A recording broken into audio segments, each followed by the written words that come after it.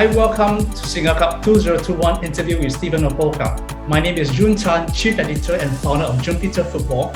And today, I am joined by my co-host Jingwen from one of the most popular women's football media outlets, Soccer Girl Goals.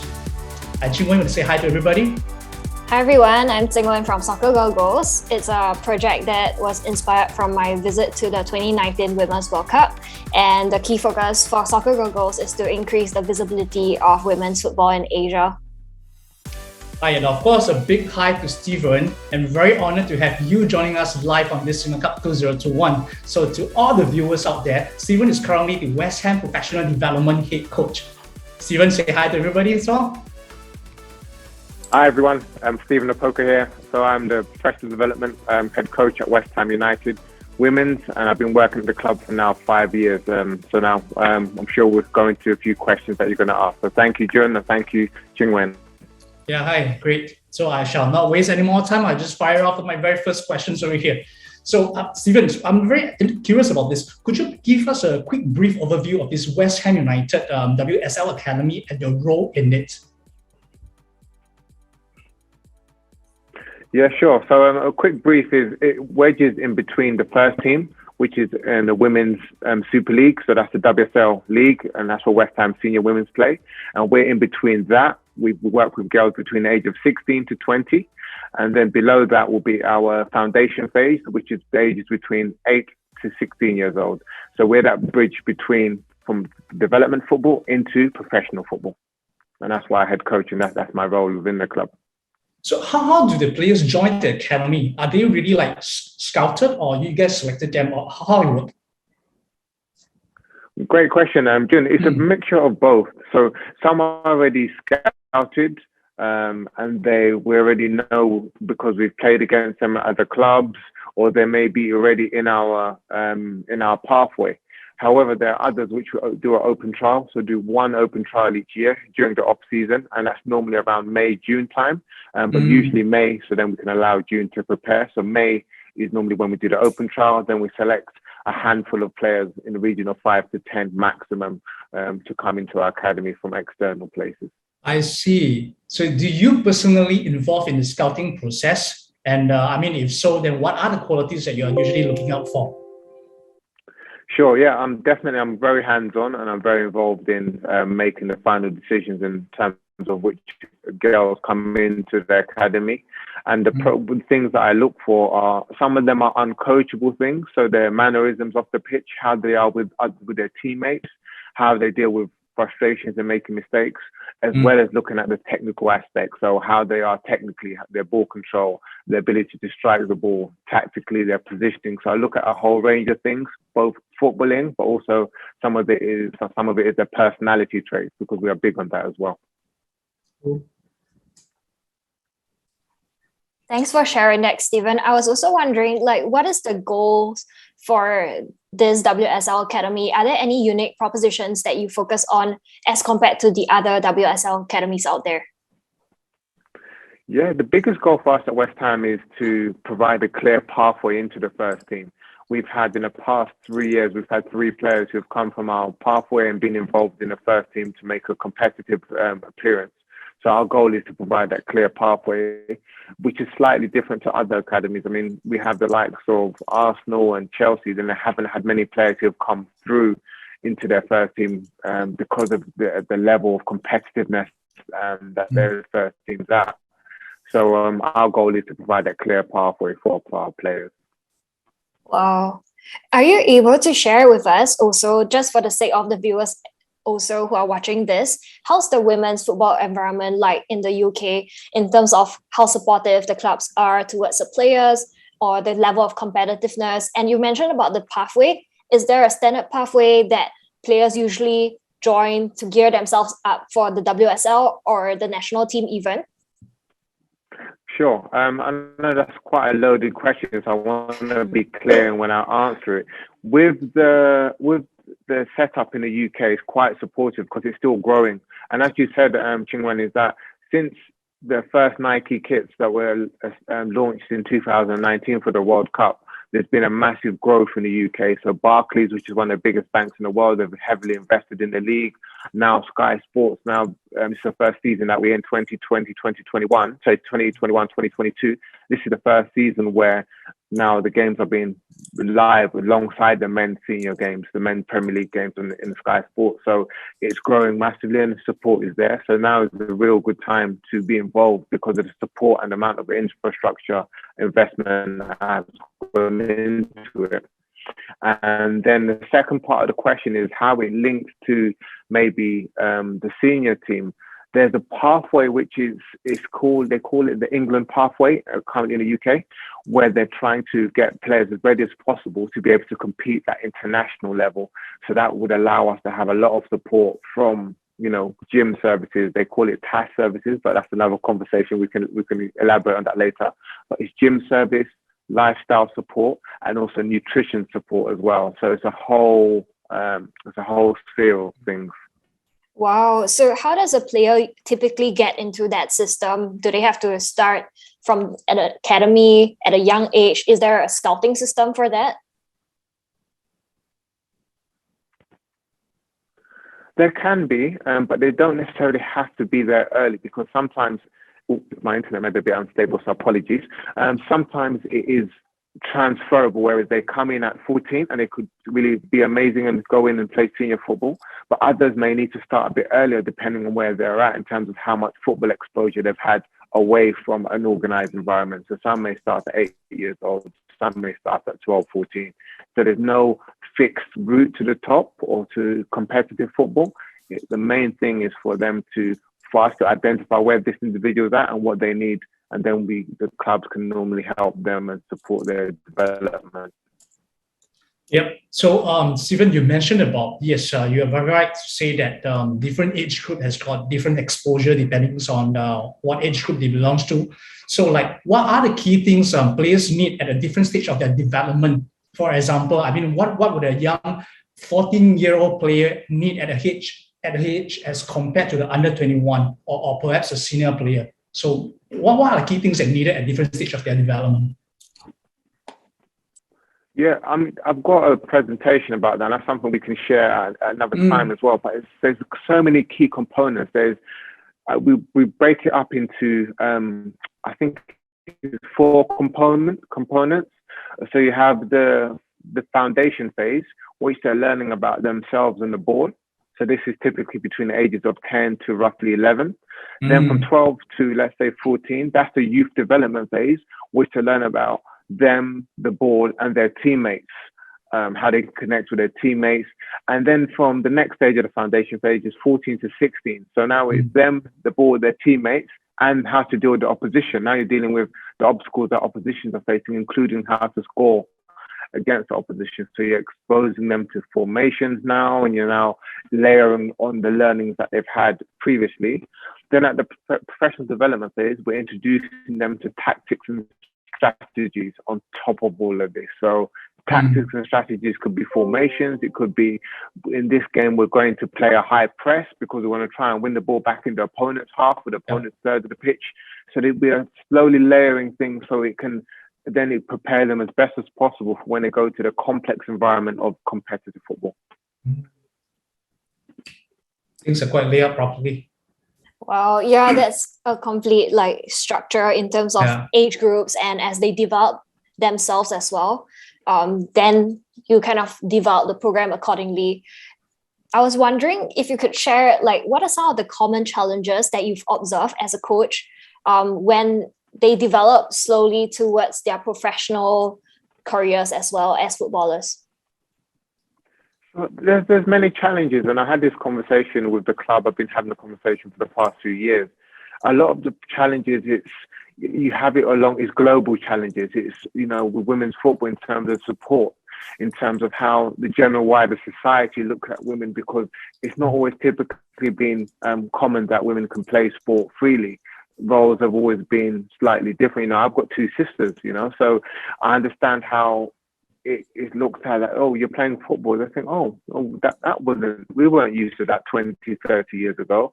So it's a change of society mentality.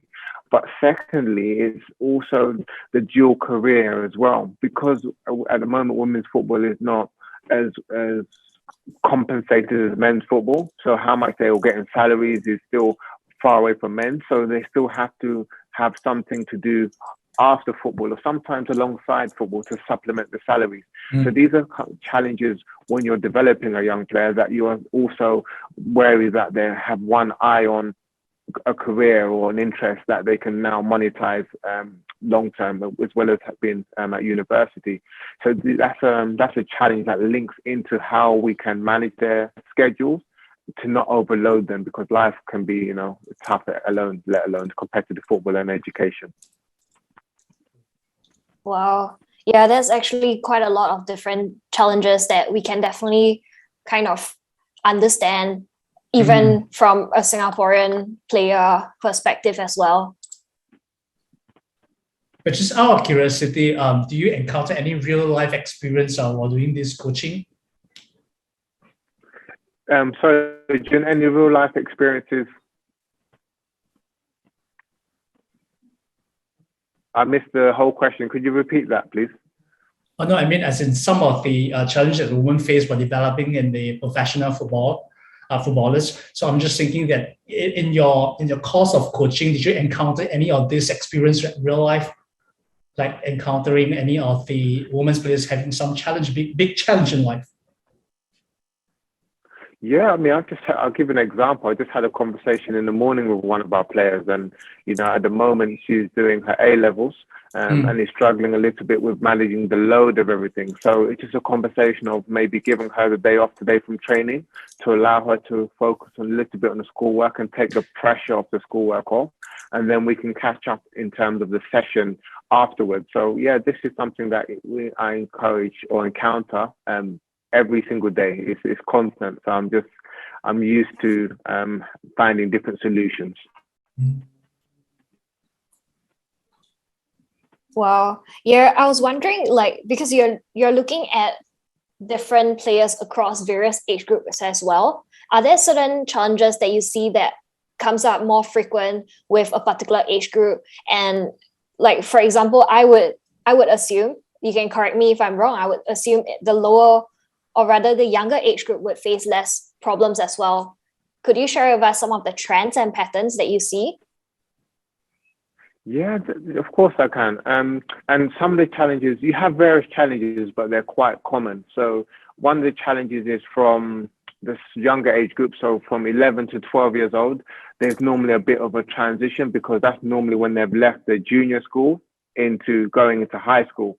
So you can find a little bit of challenges in mentalities and how they are within the group, because we dual band age. So they could be under 12, for example, but one could be at junior school and one could be just joining high school. And this could be very different in terms of their development socially. So we also focus on the social corner. So socially, they may be slightly changing the way they are in terms of their friendship and the communication to their teammates. Another thing is, as they're growing and as they're going through puberty, it's going through menstrual cycles. So this can have an impact on them as well. So with the players understanding that this is something very new to them, so how can we then support them as best as possible during this transition to turn from a young girl into an adolescent and into an adult? Then as you get older, they're going towards leaving, they finish something called the GCSEs. So this is just before they do their A levels. That could be a stressful time for players as well. During that moment is we tend to allow a lot of time towards the end of the season and around Christmas time for them to focus on their mock exams or to prepare for their paperwork and coursework. So that can also impact the amount of training time they have. So we do ensure that the training is intense, but also we're not overloading them with too much that they cannot cope with mentally. Oh, actually, so your answer actually leads us very much into our next questions. So on LinkedIn, you pride yourself as an UEFA licensed coach who emphasizes a lot on both psychological and technical aspects of a modern elite player's development. So as a coach, could you share some insights into your role in a player's holistic development?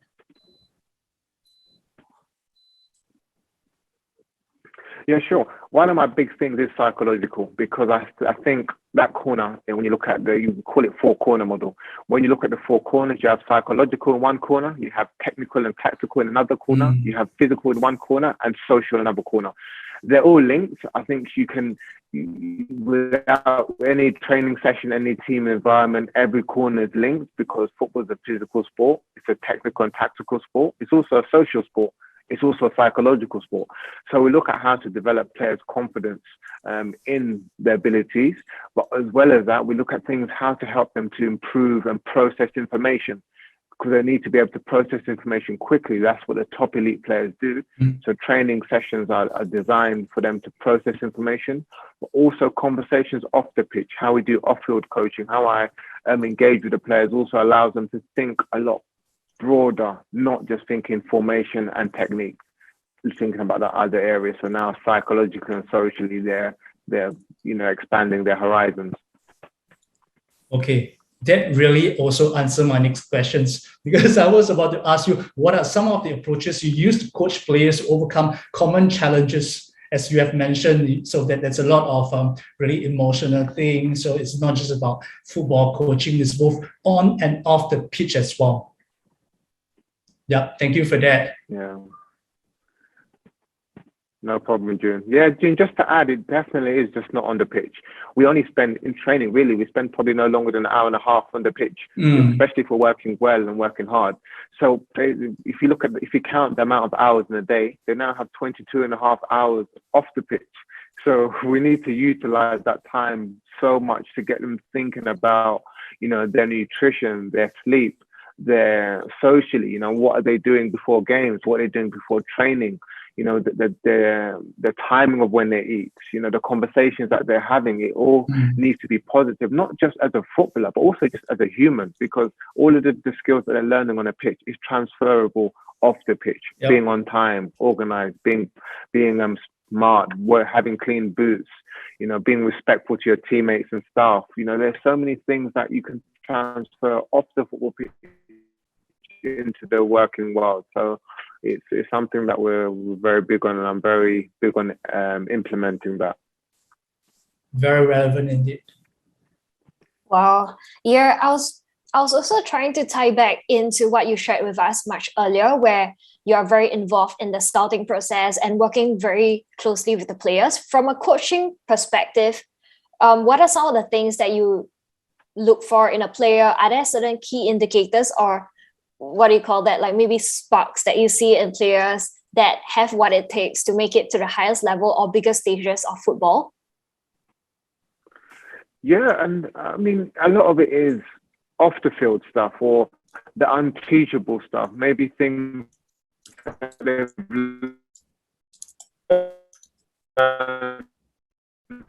from home or from society, and it's the uncoachable. So eye contact when they're talking to coaches, their bigs. These are things that really you can pick out that if you have two players who are on the same level, and one has the desire to work hard, can bounce back, is respectable, and the other one is maybe very good technically, but hasn't got these other key elements. For us, would rather pick the one who maybe is not as good technically, but has got the desire to work hard, has the ability to overcome setbacks, is respectful, and those are the types of people that normally go far in football, because it's so competitive that they're fine margins. They're small impacts. They're small things, but they have a large impact. Wow. So as a coach, if you do observe that in a player, how do you usually further push them or nurture these players to attain their highest potential? Yeah, for me, I think that's the hard work done when they have those things, because now you know that if you were to give them homework to do, such as study this player, to study 20-minute clip, there's a strong likelihood that they're going to do it. So that's half the work done by scouting the right person to do. When you say you need to hydrate before a game, you need to get enough sleep, you need to get more than 8 hours sleep, or 8 hours sleep minimum, to allow your body to recover and the muscles to repair themselves. That individual can do it because they've got that the uncoachable, I like to call it. So yeah, it allows us to put those other things in place: nutrition plans, the technical development plans, giving them videos for tactical analysis to look at. And when you arrange a meeting time with them, you know that they're going to be there on time and they're not going to be late, or they're not going to just turn up and you don't know where they are. So the uncoachable things can help you put all of the rest in place, if that makes sense. Yeah, totally makes sense. Just broadly, are you able to share what the plans are for the Under-21 Wsl Academy as the head coach of this academy itself? Yeah, sure. I think when it comes to plans, it's very broad, but I can be a little bit more specific. So within a club, any club has a broad plan of having an academy to develop players to go into the first team. Whereas for us at West Ham, that is the goal. However, we have a goal of developing players so it gives them the best opportunity to be flexible enough to join other clubs if West Ham is not the club that works out for them. I'd be very happy if we were to develop a player, but West Ham first team manager said, perhaps he's not the best player for my fit, but this player can go to a Chelsea or Arsenal or Tottenham or Reading or, one of the other clubs, or even to another club in a different country. So the main thing we do is develop them holistically, tactically, technically, socially, physically, and also off the field as well. So the habits that we teach them with football, we ensure that it's transferable and they understand that how it can be transferred off the pitch. So we give them the best chance, not just in football, but also in life, because it's so important. Thank you so much for sharing that with us. Thank you very much. Problem. Yeah, so Stephan also. So we do have some gifted Asian footballers playing the top leagues in Europe. So one being Yu Hasegawa playing with the West Ham United in WSL. So have you personally interacted with any of the Asian players or observed their play? Yeah, sure. I mean, we have so many top Asian players in the UK, especially in the WSL. I worked closely with Cho. So before Yui came to West Ham, I worked with Cho, who's a captain for the Korean women's side as well. She's now playing for Tottenham. And one of the biggest things that I've picked up from the Asian players is technically and tactically very, very good. And I feel like that impact, that grounding is already a good base for Asian players to now expand and really, make a big stamp on global football, especially in the climate that we're in. And I think, linking back to what I said about the four corner model, where you look at the technical, tactical, social, psychological and physical, the biggest gap which we can improve that would bridge, the biggest area which we can improve that would bridge that gap is the physical corner. Because I feel that a lot of US and UK and Europe are focused on physical capabilities, so ability to do actions for the full 90 minutes, run box to box. And if we can now develop that in our future Asian players, I think that would make a massive impact in the future of the game in terms of the percentage will increase. So it seems like you have a very good impression of Asian footballers over there. So, if I may ask, so any thoughts on Asian football in general? Yeah, I think the biggest thing is probably Asian football is not as rated globally as it should be.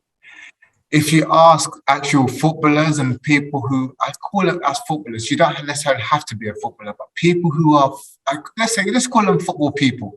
Football people come across and they'll be like, wow, I didn't know that the Japanese players are this good, or the Korean players are that good, or Singaporean players are that good, because there hasn't been a limelight or enough exposure. But the more we kind of bridge that gap and get those players into Europe and into the UK, into the WSL, that would then encourage more players, so more clubs to now explore into the Asian market and change and adapt and have more Asian players playing in Europe and the UK. I was wondering, Stephan, as you mentioned, like for the Asian players, generally they are more technical or tactically advanced as compared to physical. Do you know, or maybe if Cho has shared with you earlier in terms of how her training goes in Korea, are there some commonalities or are there some certain training programs that led to this difference? Yeah, so in my conversations, it's more the biggest thing we learn is just the use of sports science. The use of sports science is probably more prevalent in the UK, in US, in Europe. It's more prevalent. So they are, and when I say the use of it, I'll be more specific. They would now look for how many meters you are running in training, how many meters you're running in a game, and it's based on that.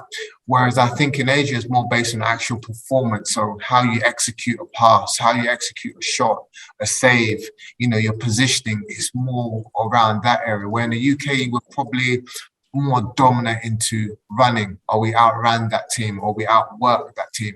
And it's more of a societal thing as opposed to it being an actual issue. It's just, different regions of the world are known for their strengths. In my opinion, if you can bridge what we're doing in the UK, Europe, and US physically, bridge that with what's happening technically in Asia, you've then got a masterpiece. Wow. Thanks so much for sharing that. And building on that point, is there any further advice that you would like to give for young players who are watching this video, especially who are inspired to become professional footballers themselves? Yeah, and my only advice would be work on your stamina of determination.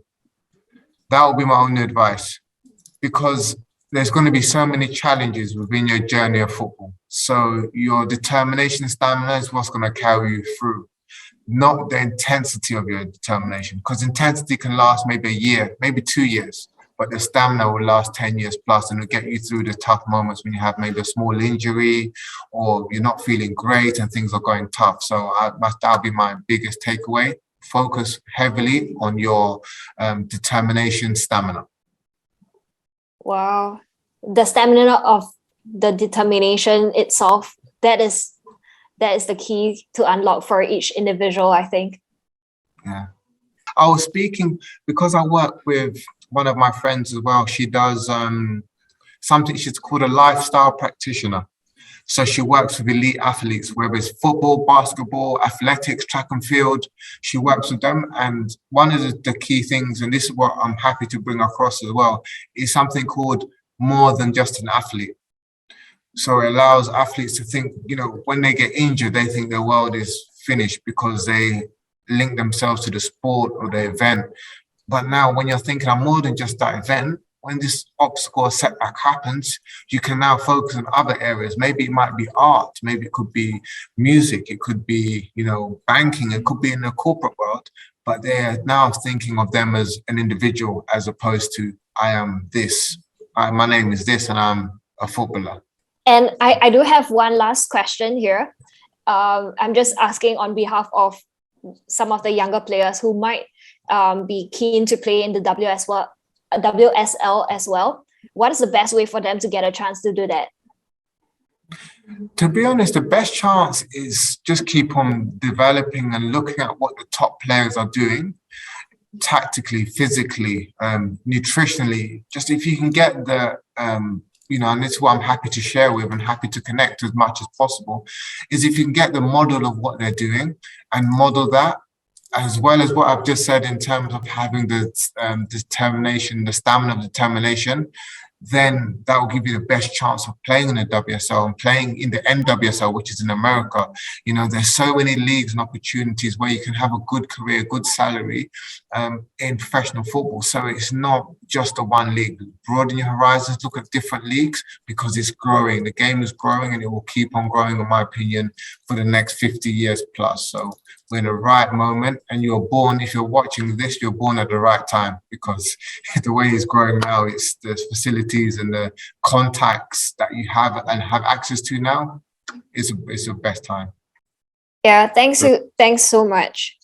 You're welcome. I'm glad, because I know I focus a lot of maybe not the nitty-gritty of technical and tactical and all of the footballing terms, but I think it's so important that we always relate this to life, because sometimes we can be so consumed with football or this thing, whereas it still links back to life. We only play that sport for a few hours. We don't play it for the whole day. So let's still remember or remind ourselves of our responsibilities in the world globally. So yeah, we link that massively at West Ham, and I think more and more clubs are starting to realize how important it is to link both.